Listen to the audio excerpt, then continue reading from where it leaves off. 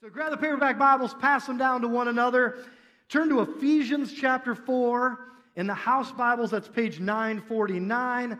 Feel free to have one of those Bibles. If you need one, you can understand. Or also feel free to bust out the Bible app or something like that. Welcome to people following us at mochurch.tv. We'd love to have you come hang out with us in person sometime. That would be awesome. So best-selling author Amy Stewart has a very strange hobby. This is crazy, but her hobby is she has a garden in her backyard. Isn't that crazy? I know, it's just crazy. But it's not your typical garden. It's not fruits or vegetables or spices or herbs. It's a garden of poisonous plants. Like it's all poisonous stuff. And so, in fact, her poison plant garden has been included in Popular Mechanics' 18 strangest gardens in the world. And her garden contains just a wide array of poisonous plants or plants that produce some type of poison. For instance, and they all have cool names, of course. A lot of poisonous plants do, like foxglove, okay? Foxglove, if you ingest it, it's like putting your heart on steroids. That's how it kills you. There's monkshood, another amazing name, which can ultimately bring death by asphyxiation or suffocation. Hemlock, which you may remember from Shakespeare's Romeo and Juliet. Spoiler alert. Okay, hundreds of years old.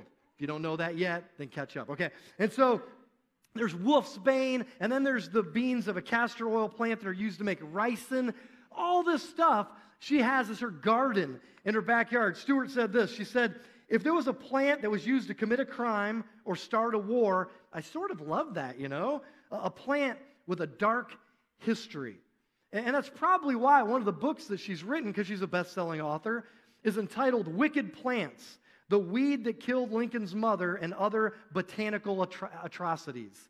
So she points out, for instance, that oleander will actually stop the heart. And she goes on to explain, Angelina Rodriguez of Montebello, California, tried to kill her husband by serving him oleander soup.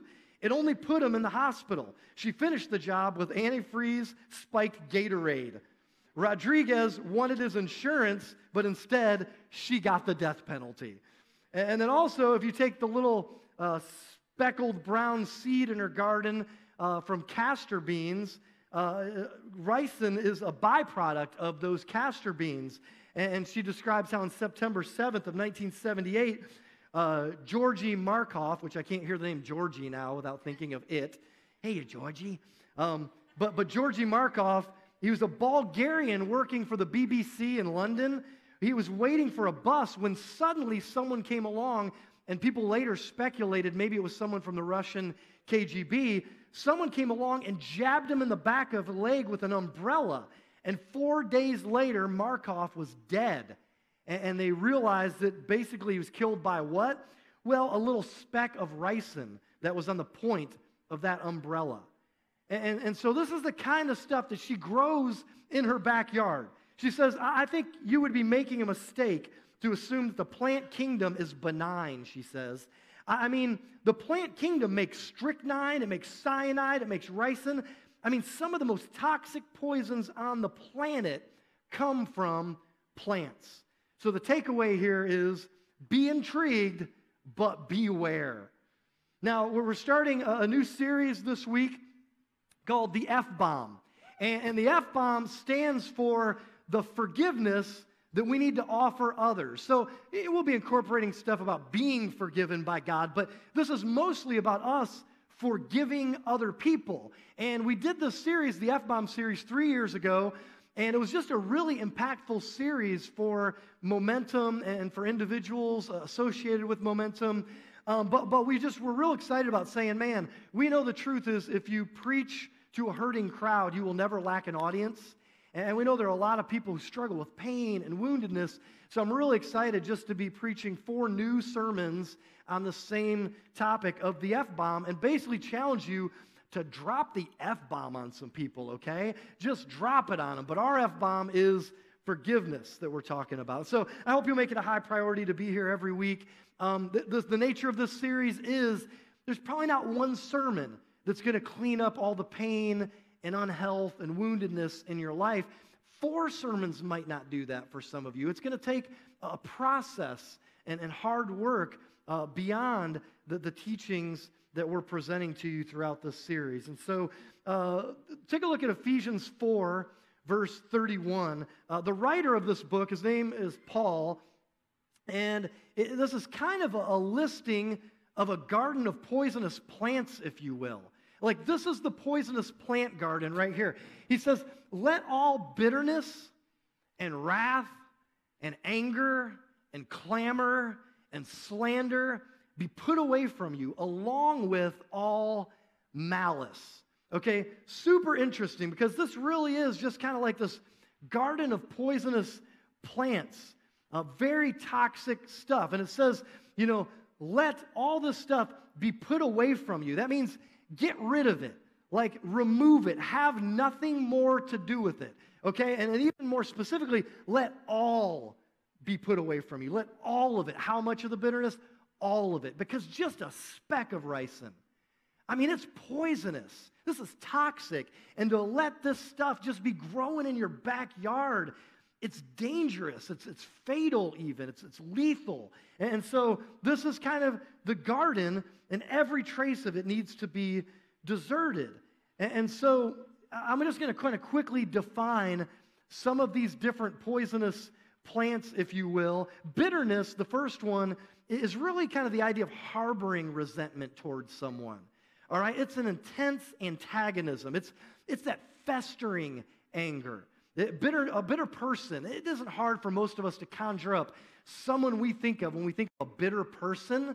Like a bitter person is often cynical and harsh and cold and relentless and just not pleasant to be around. It's pretty obvious sometimes when there's a bitter person. You're like, I just don't like being around them. And it's funny because bitterness is a taste, right? Like that kind of goes hand in hand with the characteristic of bitterness, is that it comes from a taste. It's kind of a metaphor even. The taste is unpleasant, it's sharp, it's disagreeable, it's coffee, it's citrus, it's a bitter beer. It's those bitter tastes. And when you are bitter, it's like you have this unpleasant taste stuck in your mouth about someone, and you become a bitter taste to others around you. That can't not happen if you become a bitter person. You become the bad-tasting thing in someone's mouth. And so there's 5 basic tastes, and one of them is bitterness. And it's funny that the opposite of bitterness is sweetness, right? Which is also a characteristic thing. In character, bitterness is the opposite of sweetness or kindness, right? And so that's bitterness. The next one is rage or wrath. Those are kind of hand in hand. Rage or wrath flows from bitterness. It's an outburst of uncontrolled passion and frustration. The Greeks used to define rage or wrath as the way that a fire catches onto straw. It's just this quick, blazes up quickly, but then subsides just as quickly. Okay? So it's straw catching on fire. Poof, roar, boom, gone. Okay? That's wrath. Then there's anger, which to us is more of a generic term, but these are 2 different words in the original Greek. And so if wrath is a quick explosion of anger, this kind of anger that's talked about right here is a Greek word, is used for the anger that becomes habitual. It's long-lived anger. It's kind of slow-burning anger. It just doesn't go out. It's just slow-burning all the time. And then an interesting one, clamor. Clamor thrown in there, as you might guess. This is noisy assertiveness. It's anger with a raised voice. It's literally shouting and brawling, okay? And then the last one, one more, slander. We know this from politics. We know this from legal proceedings. Slander is speaking negatively about someone. It's injuring their reputation. It's running a smear campaign against the person that you're bitter toward. And then malice is it just feels like an evil word, doesn't it? To me, it just feels like, it feels like a dirty word, malice. Malice is a desire to harm or annoy or frustrate or humiliate someone. It's plotting. It's scheming. It's sabotaging. It's trying to get that person in trouble at school. It's trying to get that person in trouble with their parents. It's trying to get that person in trouble with their boss. with anonymous tips, or it's trying to get them in trouble with the law. It's spreading rumors about them. It's meddling in their friendships and their relationships. It's changing the password to their stuff to screw them over because you knew the password until you guys broke up, right? I mean, that's malice. Bitterness is what Pink is airing out in her feelings in the song, So What? Like she goes through this divorce that's very public, and she airs it out in the song, and it's kind of funny because it's like a fun-sounding song. It's like, na-na-na-na-na-na-na-na-na-na-na-na. It's like super catchy, but it's just biting sarcasm, right? It's like, I'm fine, I'm good, but she's not good. It's just this bitterness spilling out. I guess I just lost my husband. I don't know where he went. And so the conclusion is I'm going to spend money. I'm going to drink. I'm going to get in trouble. I'm going to start a fight. I don't need you. I'm having more fun now. You're a tool. All this stuff. And it's just a sarcasm, this bitterness, this anger from woundedness and hurt. And that's how the world responds to hurt and pain and woundedness. Just open Facebook. Right? Like, let's be honest. Just open Momentum's Facebook accounts, okay? Look at people at our church and how they respond to hurt and pain and woundedness. They lash out the way that Pink does, and people at Momentum applaud them. You go, girl. I got your back. Blah, blah, blah. And it's all feeding into the poisonous garden. You're growing a poisonous garden in your backyard and thinking it won't kill you. That's what's happening. There's a female Christian author and blogger named Erin Davis who says, as part of our premarital counseling, our minister directed my husband and me to Ephesians 3:41, that verse that was up there. And basically, he described these emotions as a progression. He said, if we don't deal with bitterness, that bitterness will progress toward extreme anger or wrath. He said, if we don't deal with the anger, we will start to shout for or demand what we want. That's clamor. If that doesn't work, we'll start to talk bad about the object of our bitterness in hopes of recruiting others to agree and justify our feelings. That's slander. If that goes unchecked, we will eventually have a desire to cause harm to the person we are bitter toward. That's malice. And it's funny because in the Hebrew culture, the Jewish culture and their history, even the Old Testament section of the Bible, pre-Jesus born in Bethlehem, bitter was actually synonymous with poisonous. Like if you talked about a bitter herb, it meant that herb is poisonous, okay? And so any poisonous plant was called a bitter plant. And harboring bitterness in your life is like choosing to grow a poison plant garden in your backyard. The story isn't going to end well. It just isn't going to end well. You're playing with fire. You're cultivating death as a hobby. Someone said, and I love this, bitterness is like drinking poison and waiting for the other person to die. You don't realize that what you're killing, the person that you're hurting, is yourself. To withhold forgiveness doesn't make them the victim. It makes yourself the victim. You are the one that receives the pain from that. And the author of the book of Hebrews in the Bible uses a bitter root as a metaphor for something that could bring harm to God's church. He talks about a bitter root, Hebrews 12:15. See to it that no bitter root grows up to cause trouble and defile many. Okay, so bitterness, it's interesting because it's not one of these sins that's real out there and people can just see it right away. It's a sleeper sin. It grows beneath the surface, deep down in the soil of our hearts. And bitterness, it starts out small like a seed, and an offense, it burrows its way into our hearts, and we replay it in our minds, and we retell our hurts to any available listener, including every sordid detail, and we enlist support, pushing us further into our resentment. And when we hear the offender's name, we cringe, and we get more angry just hearing the name. And that Christian author I mentioned earlier, Erin Davis, identifies 4 ways to spot a bitter root. She says, ask yourself these 4 questions, and I think this is crazy practical. The first one is, am I replaying the tapes? Okay, this is what she means by that. She says, Do you find yourself constantly replaying the tapes of a conversation with someone? When you interact with them, do you spend days rehearsing every word or body language cue? She says of herself, when I fixate on my interactions with a specific individual, I'm looking for justification for my anger and frustration that I'm feeling in this relationship. I've learned that if I find myself replaying the tapes often, I should see it as a red flag that something is off in my own heart. Basically, there's a bitter root there. I mean, you've probably been there. You know, you have someone that you're mad at, you're angry with, you feel wounded by, and then you have a conversation with them, and you're just looking for, oh, I underscored. Did you hear that phrase he said? Did you hear the thing she said? Oh, I know what she meant by that. She was pointing back to, oh, she always brings that up. Oh, she was alluding to. And you're just replaying tapes over and over in your mind. That's a sign of a bitter root.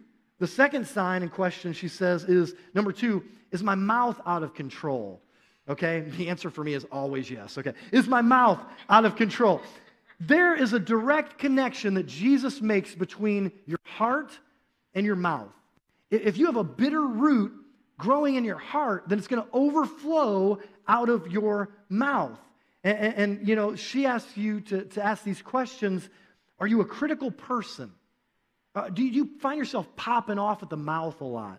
Do you lose your cool a lot? Are you often rude? And a lot of times those words and things that come out of your mouth, they're coming from a root of bitterness. Stuff coming out of there, out of the mouth, is symptomatic of a bitter root in your heart often.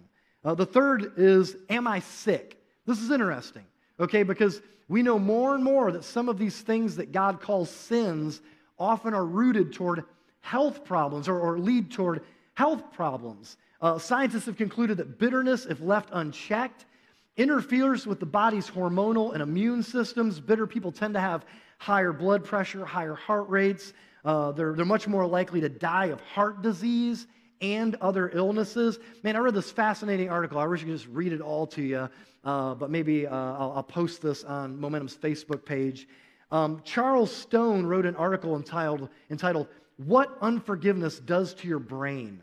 And he writes this, he says, unforgiveness can keep our bodies and brains in the state of high alertness and leads to these unhealthy results. And he lists things, but 2 that I thought were really interesting were, 1 is something called rumination. Rumination is like pondering, meditation. It's chewing on something over and over and over. And he says this, we replay the tapes over and over. We nurse and rehearse the pain. And it burns those events. This is important. It burns those events and the pain even deeper into our neural pathways. When we're not focused on something else like a task, our mind will often default to rehearsing the painful situation. So here's the deal. When you're not doing anything meaningful, when you have downtime, what you get to do is nurse and rehearse the story defaults up in your mind, this pain. Because by nursing and rehearsing, you've embedded it so deeply, the story, into your brain, that when you got nothing to do, or you go take a pee in the middle of the night and you come back and lay in bed and your mind has nothing to think about and you're tired, boom, this pops up in your mind. Because you're replaying the story, you're nursing it and rehearsing it, and it makes you psychologically unhealthy. Another thing that I think is really interesting is a phenomenon known as Schadenfreude, okay, Gesundheit. Schadenfreude is this. It's this concept that describes the pleasure, the secret pleasure that we feel when we see people who have hurt us experience misfortune themselves. It actually causes our brain to release dopamine. Okay, this is what's released for us when some of us go to the mall and get to go shopping. Some of us when we get to play a video game. Dopamine is released, and it's like this thing that makes us feel great. So otherwise, it actually feels good to see bad things happen to those that we don't forgive. If I withhold forgiveness from you, eventually dopamine, oh, I heard he lost his job. Sucks to be him. Na na na na na na na. You know, that's what happens. We feel good about that. I mean, can anybody relate to that? Yes. That's the whole point of the F-bomb series. And of course, I look at that when it happens to me, and I'm like, that's shameful. It's awful. It's sick. Are you sick? And the fourth sign and question she asks of a bitter root is my clan bitter? Is my clan bitter? Bitterness has a corrupting influence on others. In fact, if you go back to the Hebrews passage, Hebrews 12:15 says, see to it that no bitter root grows up to cause trouble and defile or taint or make unclean many. Now, the author of Hebrews is basically saying unchecked bitterness will one day sprout. And when it sprouts, it's going to cause trouble and defile people around you. Okay? That's how it works with a poisonous garden. That's what happens when you grow poisonous plants in your backyard. It's not going to end well. Otherwise, when bitterness is allowed to grow, the effects cannot be localized. You can't say, this only affects me, that this thing that I've just gone through, it only affects me. The thing from my childhood, it's not going to affect anyone else.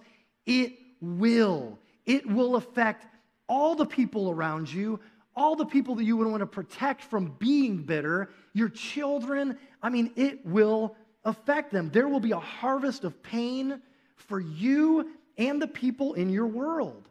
You know, bitterness, it progresses and it spreads. You know, a man infects his wife, a wife infects her children, and before long, the whole family is poisoned. And so it's fair to ask the question, is my dating relationship or is my marriage marked by bitterness? You know, do you and your friends tend to sit around and gripe a lot to where it's affected your clan? You know, where's your Mo group showing signs? It's becoming filled more and more with angry people, and you realize, man, it has a root to a couple of us who are bitter and complaining about stuff, and now, as Hebrews warns, it's impacting the church. You know, if so, beware, because bitterness can affect or poison a whole family, a whole circle of friends, a whole church, which is what the writer of Hebrews is concerned with. Now, I know Ephesians 4:31 feels like a major Debbie Downer verse, like a major bummer. You know, like this is a poison plant garden, and I'm going to go through and list bitterness, wrath, anger, clamor, slander, malice. But the next verse goes on to point to the remedy and the solution. It's a condensed series of imperatives about how a follower of Jesus can move forward to love people. Now, when we run our mission statement by people, or people see it, that we want to move people forward to love God, love people, and make disciples, students of Jesus who make disciples. A lot of times people just knee-jerk react, I got the love people thing down. You know, I got it down. This is where it gets really difficult. This is why I can't ever automatically say, I got loving people down. Because this is really what loving people looks like when it comes to Jesus' perspective on loving others. Okay, Ephesians 4:32 says, you got this garden of poisonous things, do away with all of it. Get rid of all of it, every hint of ricin. But be kind to one another. Be tenderhearted, the opposite of hard-hearted, callous, insensitive. Forgiving one another as God in Christ forgave you. So going from all these different types of bitterness, anger, wrath, rage, clamor, to now, Paul, the writer of this, says, you got to drop the F-bomb on them. Like, there's people who have wounded you and hurt you, yes, but you have to drop the F-bomb on them. So hear this. This is an important kind of first step in this series, I think, and this is, you have to understand that you have the capacity to forgive, okay? You have the capacity to forgive. If you didn't, God wouldn't command it.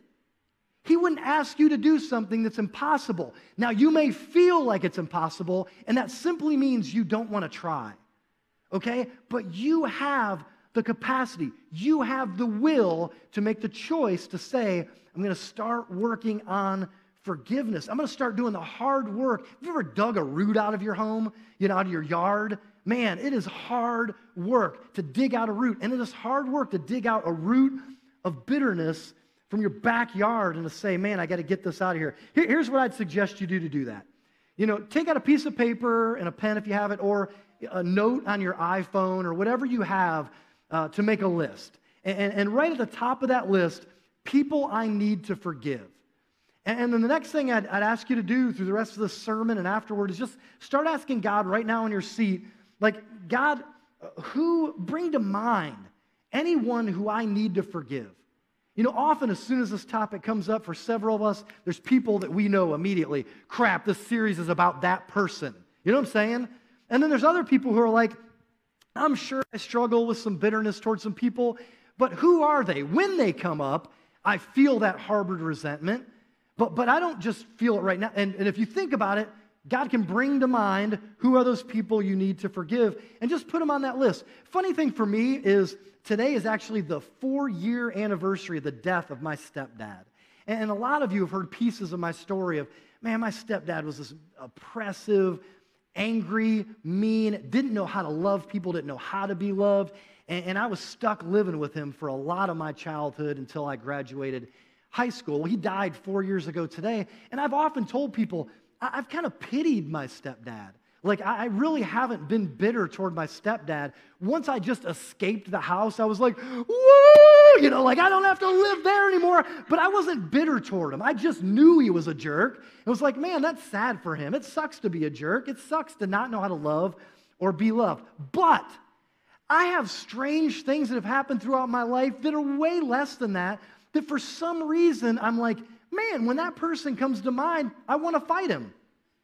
Bottom line, there's a dude in college named Mark who tried to meddle in me and Shannon's relationship at one point. I hardly know this guy, but when I think of Mark, I want to fight him. I want to punch him right in the face, okay? And so it's like, boom, there's that bitterness. Like, dang it, why can't I get over that? Like I've never, ever in my childhood, teenage years, or college flirted with someone else's girlfriend. I almost said boyfriend. Girlfriend. How you doing? But just like I've never done that. And like, man. And so for me, it's strange people at times that when they come up randomly, very occasionally, like, crap, God, I got some work to do with that person's name. And so make a list, people I need to forgive. Ask God to bring to mind people that you need to forgive. And then 3, I want you to go back to the top of that list and change the title to prayer list. This sucks, okay? This is such a Jesus thing, and we try to teach a steady diet of this one principle right here. And this is, Jesus said, love your enemies and pray for those who persecute you. Like, pray every day for these people until you feel God melt away the bitterness and resentment that you've been holding on to. It is impossible to remain unforgiving towards someone you're praying for. Like, someone through God's power, somehow through God's power, these prayers melt away this icy resentment that we feel toward people that's in our hearts. In fact, this is funny because praying for your enemies is actually the exact opposite of Schadenfreude, isn't it? This feeling that dopamine is released when something bad happens to someone we're ticked at, and we're like, oh, that feels so good that happened, and they fell on their face right in front of everyone. This is the exact opposite. It's saying, I'm going to pray for those who persecute me. I'm going to love my enemies, and I'm going to pray for their good. It's hard to think that thought. It's hard to pray those prayers out loud to God. It is an exercise of forgiveness to do that. And it's a struggle, and it's the exact opposite of the sickness of Schadenfreude.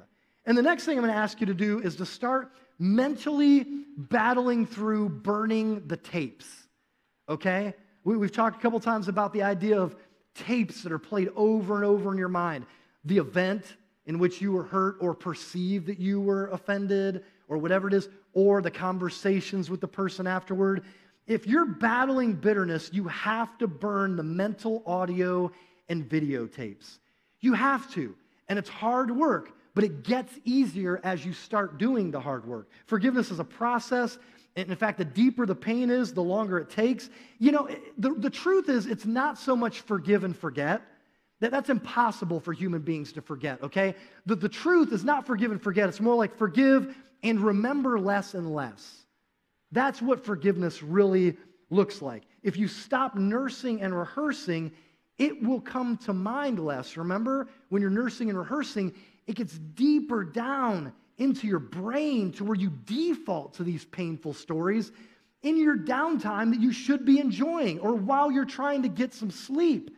One verse that's been really helpful for this and many things in my life that I struggle with is 2 Corinthians 10:5. It's speaking about fighting spiritual battles, and it says, we take captive every thought. We take captive every thought. Man, that's just a great image to remember because spiritual battles are often battles for your mind. The battle that God wants to win for you is often in your mind. The battle that Satan wants to win is in your mind. Satan's strategy is to win the battle for your mind. And make no mistake, evil, harmful, poisonous thoughts, they're going to come to mind. That's not the sin, is that an evil thought comes to mind, okay? But thoughts of lust, anxious thoughts about things that you can't control, thoughts of suicide, different people with different struggles, these thoughts will come to mind. But you have the ability to capture those thoughts, to expel them from your mind, and to change the channel, and not to just simmer and stew over these harbored, resentful thoughts. I have a friend of mine in my Mo group who I'll keep anonymous, but they have a very painful past, and much of that pain is the result of a mother that rarely played the role of mother, okay? And so all kinds of things. My friend grew up in a home of lies and deception and drugs and divorce and men coming in and out of the house and fights breaking out in the house, and she was mentally, physically, sexually abused and felt like her mother just never loved her, okay? And during the last F-Bomb series 3 years ago, this friend of mine said, man, I really worked through, I want to forgive my mother. And that was, an object of forgiveness. It's like, man, I got to forgive my mom. Well, about a year ago, my friend had major surgery, and afterwards she was texting back and forth with her mom, and her mom said this through a text, you need to effing die. I was crossing my fingers you would during the surgery, and I'm still crossing my fingers. And this text was just like kind of the validation for my friend of like, see, I knew she didn't love me. Boom. Now I have written proof right here. Like finally, she has said something that makes it clear. And so she, even though she was trying to work through the process of forgiving her mom, she saved this text for over a year. In case her mother ever said that she didn't say that, no, I've got the text right here. Like this is what you said, word for word, coming from your phone. And she held on to this text just in case her mom ever denied it. Well, my friend said, saving that text affected me so much. It was on my mind all the time. I constantly brought it up. It was literally killing me. I remember a couple times where I heard my friend bring this up and in talking about pain would say, I have a text right here on my phone in my pocket of my mother telling me she hates me and wishes I would effing die. And so her mom drops the F-bomb on her, and she's saying, I'm trying to drop the F-bomb on my mom of forgiveness. And I've got this text that I'm just holding on to, though. Well, several weeks ago, after Mo Group, my friend said she kind of been, it was what she would describe as in a season of sadness. And one of the ladies at her Mo Group just kind of asked her how she was doing, and that just beelined toward a conversation about this pain she was feeling. And again, she mentioned this text that she had on her phone in her pocket. And my wife, Shannon, who sang earlier up here, she kind of slid in. She said, okay, I'm gonna inject Jesus into this conversation. She said, if you want to forgive your mom, you've got to erase that text. Like love, the Bible says, doesn't keep a record of wrong. And you wouldn't want someone keeping a record of things that you have said and things that you have done, of your wrongs. And my friend thought, man, Shannon's right. I don't want a record being held against me, but that's exactly what I'm doing to my mom.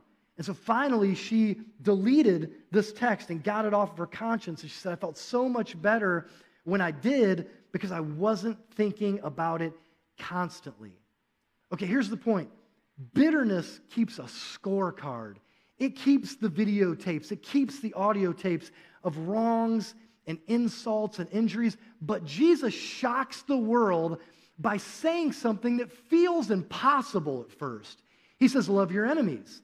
And then 1 Corinthians 13, which is often read at weddings, it's a very popular chapter, it says that love keeps no record of wrongs. If you're going to love your enemy, then you can't keep a record of wrongs about how they've hurt you or insulted you. And so stop replaying the tapes over and over. You are growing a poisonous plant garden in your backyard and thinking it will end well.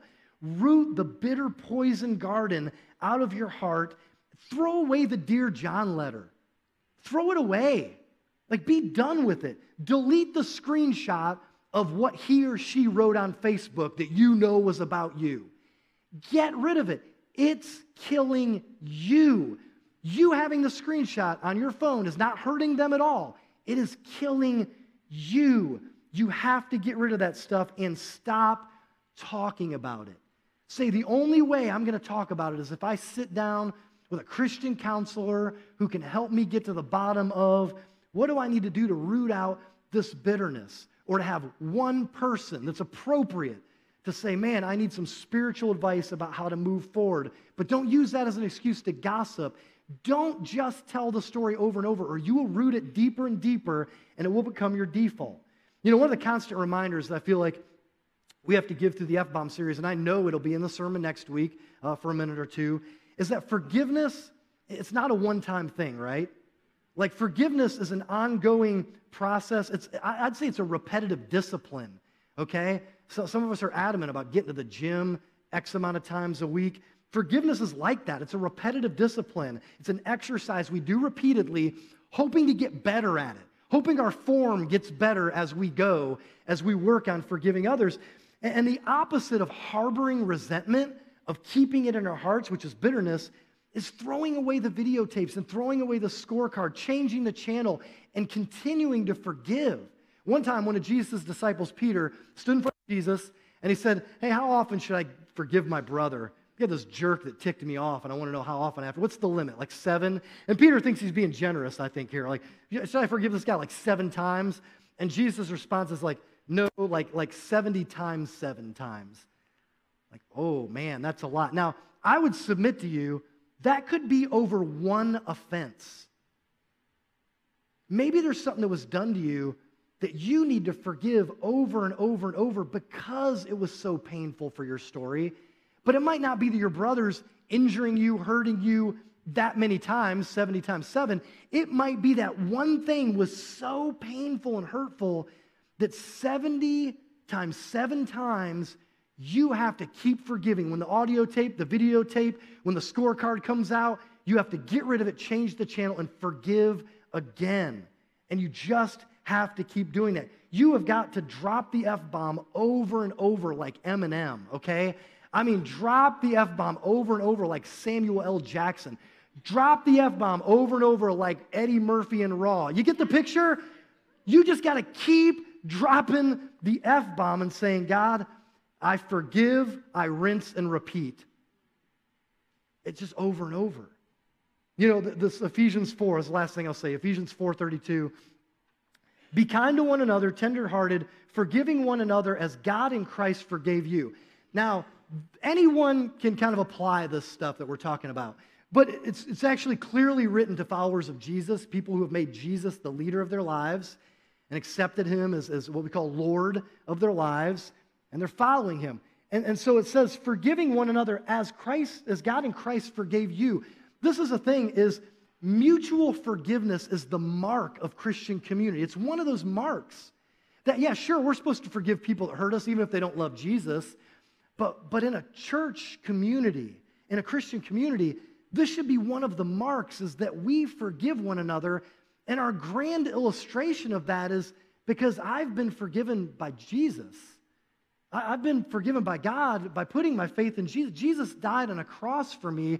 I had made myself, positioned myself as Jesus' enemy, and Jesus said, forgive them. They don't even know what they're doing. Like, he loved people who had positioned themselves as an enemy to Jesus, and he died for them. And we look at that and we say, God's dealt us so much grace. I want to argue with you, Dan. I don't have the capacity to forgive. I don't want to forgive. I shouldn't have to forgive. All that stuff. I don't ever want to say this was fair, this was right. I'm not asking you to say it was fair, it was right. But God, even though it wasn't fair, forgave us. And that's what we have to extend to other people and say, I'm going to follow in the footsteps of Jesus. I'm going to follow in the footsteps of my Creator. I'm going to be an imitator of God through forgiveness. And I'm going to drop the F-bomb on people around me who have hurt me and who have wounded me. One of the things I want to do is today, once the service is all done and once the band's done jamming the last song or whatever happens after we close in prayer, afterward, I'm going to be backstage. A couple people I don't know if I'll actually have the voice today. I usually pray with people when we offer this, but I asked a couple other people if they'd be back there. I've had kind of a sinus thing going on, which you're probably happy to envision. And so we're just going to offer, if you need some prayer in this area, like, man, I've been hurt, I've been wounded, I know I need to bust through a barrier, just to ask someone to pray for you, we would love to have you come back here, backstage to this curtain, and we just spend some time praying for you, praying with you, that you can drop the F-bomb on some other people and start working through that forgiveness. Let's pray. God, I know that this is one of those topics that just has there's the opportunity here for so much health to be inserted into our church community and into our families back home and into our communities where we live and into the workplaces and the clubs that we're a part of. Because God, this is such a poisonous thing when we harbor bitterness. And so, God, I just pray, I'm going to pray right now for individuals who I know that they've been through stuff that makes me look like a minor leaguer when it comes to pain. And God, I know in the last F-bomb series, when I asked people for their stories of pain, God, it made me love these people more and this church more and the people who were a part of it 3 years ago because I was like, man, I didn't know that about them. And it just gave me so much compassion for what they've walked through and what they continue to deal with, sometimes on a day-to-day basis. And so, God, I lift up people who have been deeply wounded. God, that this could be a month of healing and heading toward wellness as they root up some of the bitterness that's growing in their lives. God, just I pray that you would make our church healthy, that you would make our church more and more a place that's a safe refuge for other wounded people, because I know there's so many wounded people that are going to continue to walk through the doors of Momentum. And so, God, I just pray that when they walk in, one of the marks of Momentum will be the mutual forgiveness that goes on as people deal with forgiveness in a healthy way toward one another. Thank you for all this in the name of Jesus. Amen.